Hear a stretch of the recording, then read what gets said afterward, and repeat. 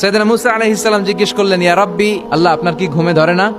আল্লাহ বললেন, কোনো কথা বলা যাবে না, দুইটা গ্লাসের ভেতরে পানি নাও, পানি ভর্তি গ্লাস নিয়ে তুর পাহাড়ের উপরে দাঁড়াও। সাইয়েদনা মুসা আলাইহিস সালাম দাঁড়ালেন। আল্লাহরে আবার জিজ্ঞেস করলেন, আল্লাহ আমি জিজ্ঞেস করলাম কি আর আপনি করতে বললেন কি?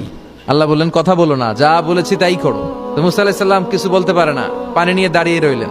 মুসা আলাইহিস সালামকে আল্লাহ বললেন, তুমি দাঁড়িয়ে থাকো আর ঘুম রে বললেন, ঘুম তুই মুসারে ধর।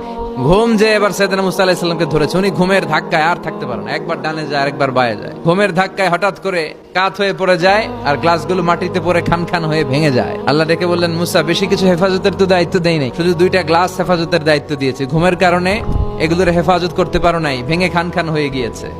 আমি যদি তোমাদের মতো ঘুমিয়ে যেতাম তাহলে পৃথিবীর সাথে সূর্য লেগে, সূর্যের সাথে চন্দ্র লেগে গোটা মহাবিশ্বটা এভাবে গ্লাসের টুকরার মতো খান খান হয়ে যেত রে মুসা।